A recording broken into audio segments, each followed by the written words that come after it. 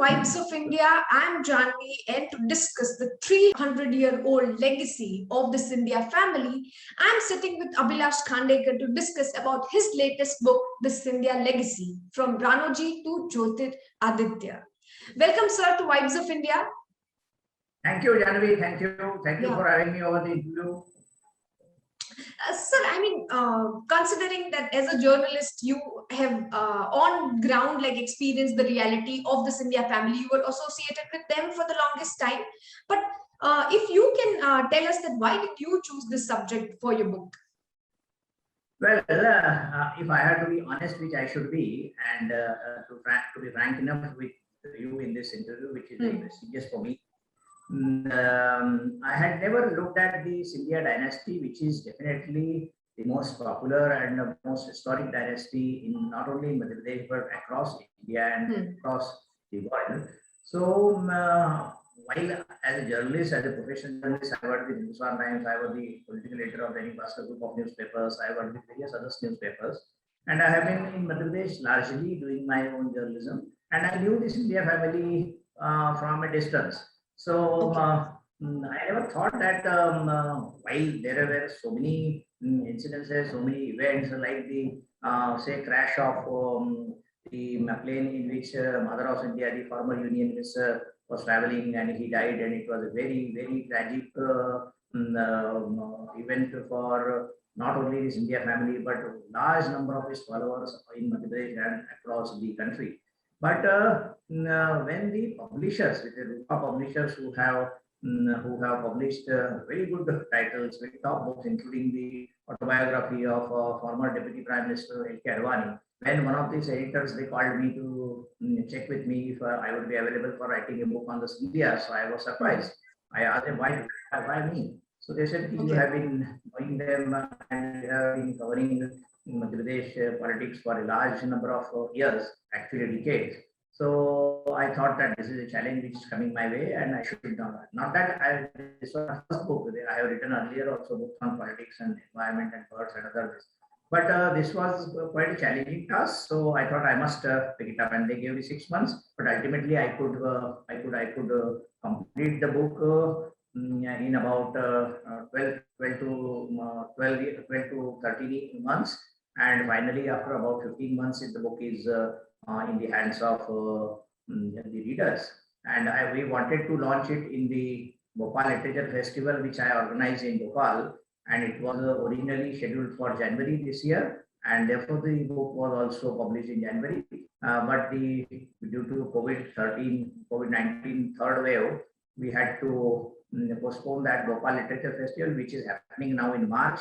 And that time this book will be discussed by other authors with me. So what I was trying to tell you is that this is a challenging topic, and 300 years span for an author who has had no history background like me. So it was a challenge, but I had to read large number of books related to this India, related to historical. There was a Maratha dynasty, as you know, Maratha Peshwas were the chieftain of Maratha dynasty, and they were from Maharashtra and the undivided India many years ago. And when the Peshwas sent Ranoji Scindia to Madhya Pradesh, now what is called today's Madhya Pradesh, to look after the Maratha Confederacy, part of the Malwa, which is called Madhya Pradesh and Rajasthan areas. From there began the first, important turning point or maybe the establishment of the Scindia dynasty sometime in 1730s. And from there to till today, that is where the subtitle says from Ranoji to Jyotiraditya. Jyotiraditya Scindia is today the Union Civil Aviation Minister, and continuously one after the other, many years, many decades, and 3 centuries actually. This is the dynasty which was earlier known as Shindes. Over a period of time, perhaps the name because they had difficulty in pronouncing Shindes, so it became Scindias. That is what the legend goes. But fact remains that that surname has stuck to these Scindias, and there were if we talk about politics, there were three very important, or maybe four important leaders from the Gwalior family. The first was, of course, Rajmata Vijaya Raje Scindia, who entered politics in the 50s. Then her son, Madhav Scindia, who was a very Prince Charming, he was charming prince of the dynasty, and minister, very senior Congress leader, and one of the very few Indian politicians who did not lose a single election. And he fought from Gwalior, he fought from Guna, and he fought from various under different parties also. He was independent, he was with Jana Sangh, he was with Congress, he formed his own party. So there are all these things are where to be covered in this book if I were to write a book on Scindia. So I think I am really very happy to share with you, Janvi, that Yes, sir. all these things have been covered in this book, Yeah. and this book would have been double the size what it is today if I had Okay. more time and liberty and any other, if there were no limitation. But the fact remains that covering a period of 300 years and writing about each one of them is very difficult for the simple reason that there is not much of literature available about Ranoji, and yeah, because that was some 300 years ago, there were not many books or dossiers which mention elaborately about his life and times. But still, there is a mention that he was the founder of this India dynasty. And today, when we come and fast forward, we see Jyotiraditya Scindia, and I think that publishers across the country or even people across the country got interested all over again in the affairs of the Scindia dynasty, because Jyotiraditya Scindia was Union Minister under Manmohan Singh government in Delhi as a Congress leader. Then he defected to BJP in 2020, and suddenly a new interest, arose about the Scindias. People wanted to know more and more, and perhaps there are more books on Scindias, but this one is the latest and covers many. And I'm very happy to record that Mr. Jyotiraditya Scindia was kind enough to grant me a professional interview for the book. So I wanted to understand him. I wanted to understand his family's other details. How was his relationship with his grandmother, who was in the BJP, and Jyotiraditya was in the Congress. Of course, she died in 2000, and her son, Madhav Scindia, died about 8-9 months later in September 2001. So that was two major blows to the Scindia dynasty. And after that, after his father's death, Jyotiraditya joined the politics and fought from his father's seat in Guna. So there are very interesting aspects also in this book, but you may like to ask me more about it. Yeah, As we I mean, go sir, ahead. in the book, you also dissected a few reasons on why, I mean, so many Maharajas came and left, so many dynasty initiated, and then they were no more. But what really worked for the Scindia family? This is a very important question, because yes, I have indeed touched upon that, because soon after India got freedom in 1947, large number of Maharaj, there are about 550, there were about 550 royal families in the country, small and big, who were merged with the Indian Union in 1947, and Sardar Patel was responsible for bringing them together to sign the accession documents. And some of them, and I must mention here that some of the royal families, such as Junagadh, such as Bhopal, such as Hyderabad, they were not interested in amalgamating their own or trying to be part of the new Indian Union. But Sardar Patel and his Man Friday, VP Menon, they worked very hard, and there are many books which tell us that how the PV process were later, stopped by the government of India under Indira Gandhi's leadership. But what your question is about how many dynasties or royal families were interested in politics, and how they figured out, and how India's continued to sustain all these things. So there are very many reasons, including Gayatri Devi from Jaipur. She fought elections, and with Rajmata Scindia, she was also member of parliament, but she never liked the Nehru dynasty, and she always fought from the different parties which were neither of Congress nor Jana Sangh, and she fought 2-3 elections, and after that she gave it up.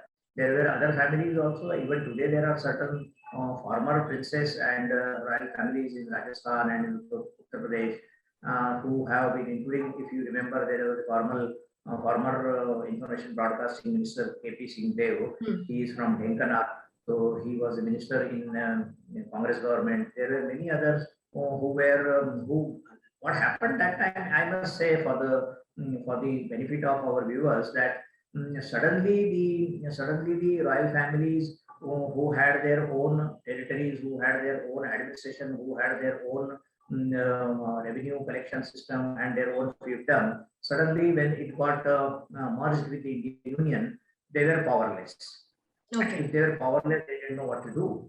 So some of them tried to join politics and of course succeeded. One of them was of course Rajmata Scindia and Gayatri Devi also. There were other few which I have mentioned in the book, and those readers who are interested in the what actually happened in 1947 and up to 1950, because the Divi process, which was the privilege kind of a purse, which was to be given to the former Maharajas or erstwhile princes in lieu of whatever was taken away from them, that is their land, their properties, their palaces, everything was merged into the government of India's assets. So they were given certain compensation kind of thing or certain privileges, which Indira Gandhi stopped in 1971, and there were court cases also. But eventually, the former princess lost out on that, and the privy purses were stopped. And Nehruji was also, but if Jawaharlal Nehru was the prime minister, he was also initially against that, but he continued it with it. But Indira Gandhi, after she came back to after her loss, and so she was very unhappy with the former royals, and she discontinued the privy purses. And old Maharajas are now, technically speaking, nobody calls them Maharajas. Maharajas. But in the Gwalior belt, as far as this book is concerned, or parts of Madhya Pradesh, or many other places in Delhi and Rajasthan and Mumbai and Pune, Scindias also had strong connection with Pune. There are people who continue to call Jyotiraditya Scindia or earlier his father, Madhav Scindia, as Maharajas out of their deference, out of their. So that's an informal thing, but fact remains that Maharajas, Maharanis, Rajas were the titles which were being freely used. And I must say the Gwalior royalty or the Scindia family were quite advanced in the sense that Scindia's grandfather and his great grandfather, they had started municipal corporation taxation scheme.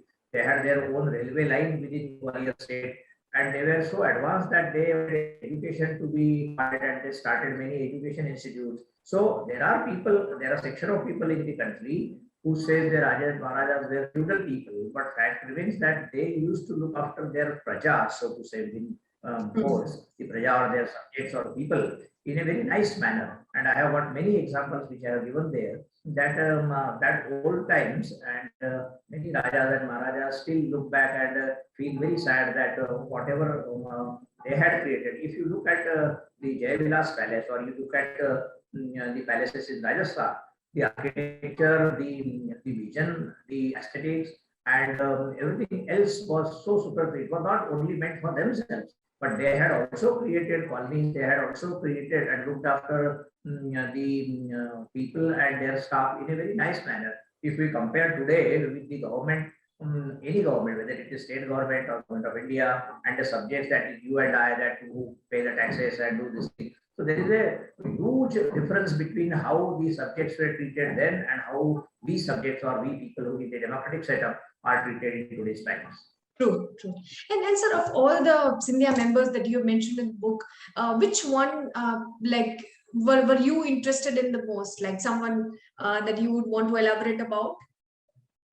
Yes, this is very another interesting question. I must say that while I had an opportunity to interact with Rajmata Vijaya Raje Scindia, who has written a beautiful book or kind of autobiography, and I was considerably well known to Madhav Scindia and his son Jyotiraditya.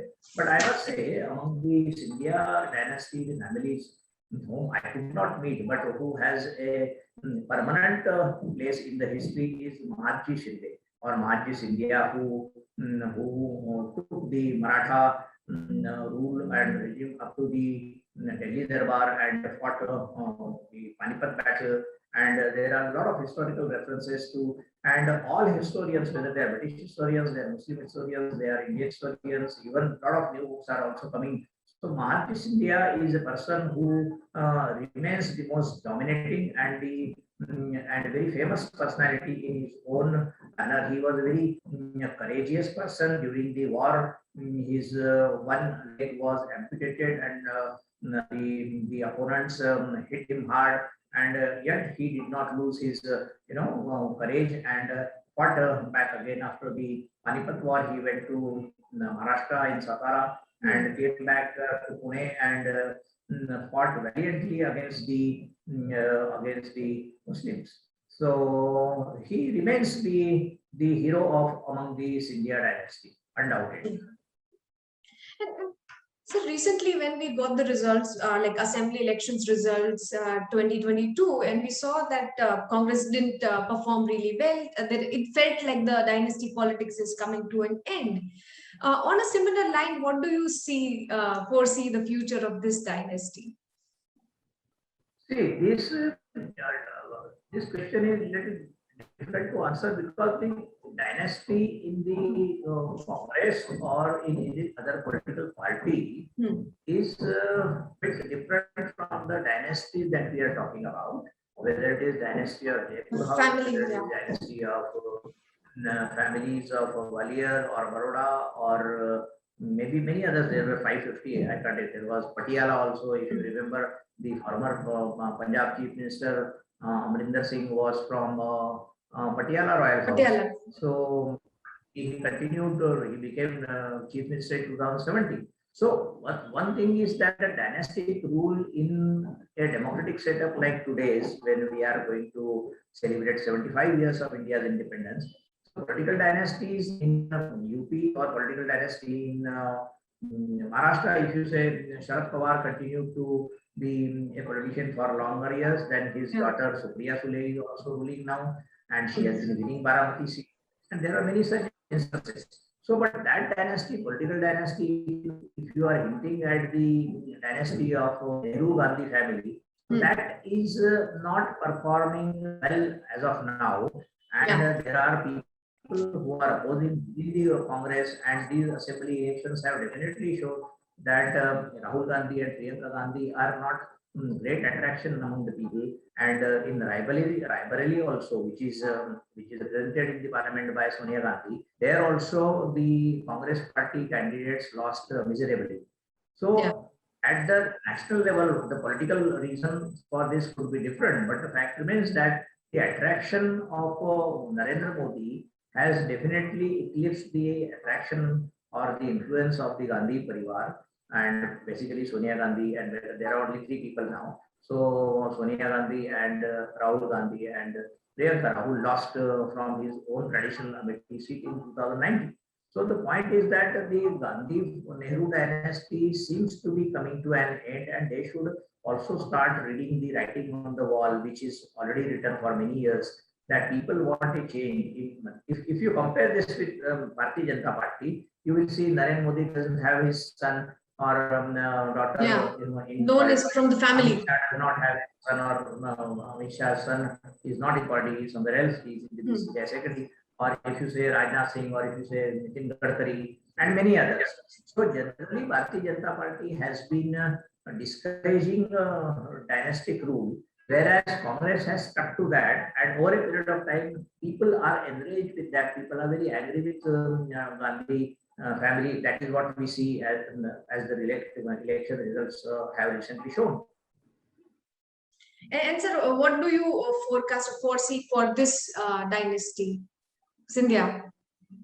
I think Scindia dynasty is in the safe hands of Mr. Jyotiraditya Scindia, and of course we must not forget that their legal disputes and property issues are also very much alive, and the aunt of Jyotiraditya Scindia, who now that Jyotiraditya Scindia is in BJP, earlier he was in Congress, so there were some differences. So when he joined BJP in 2020 February, about 2 years ago, the first thing that he did was to come to Bhopal and meet with his aunt, that is Yashodhara Raje, who is an MLA from Shivpuri, and he tried to perhaps I was not there, so I don't know what exactly transpired, but he tried to patch up the differences. But fact remains that Sundara Raje from Rajasthan and Yashodhara Raje from Madhya Pradesh are still engaged in some kind of property and legal disputes with Jyotiraditya Scindia, and that is a long history which has been written in the book. Those who are interested, they would definitely go through that.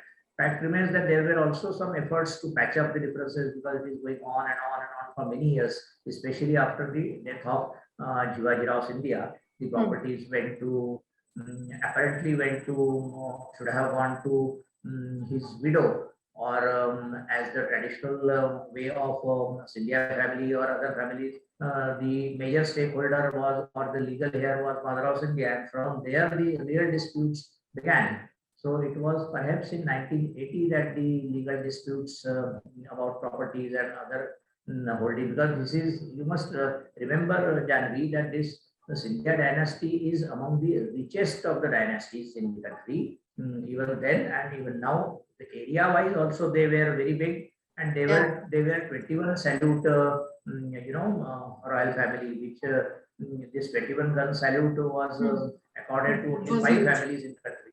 So one of them is the Scindias, and there is nobody else in this part of Madhya Pradesh. So, the reputation and the works and the popularity of the family continues. And Scindia, whatever I understand, legal standing could be, or legal opinions may vary, but he continues to be the flag bearer of the Scindia dynasty today. True, true, true. On this note, sir, thank you so much for sharing your insights. The book is available online, I guess, on Amazon. And yes, people can get the book, The Scindia Legacy, from Ranoji to Jyotiraditya. Once again, sir, many congratulations for your latest book. Thank you, Janvi. Thank you for your interesting questions. And I hope that people will pick up the book and try to read the glorious history of, not it is not only about Scindia, there are so many other instances and so many other events also which have been described in the book, and I think people would be happy reading this book. Thank you very much for your attention.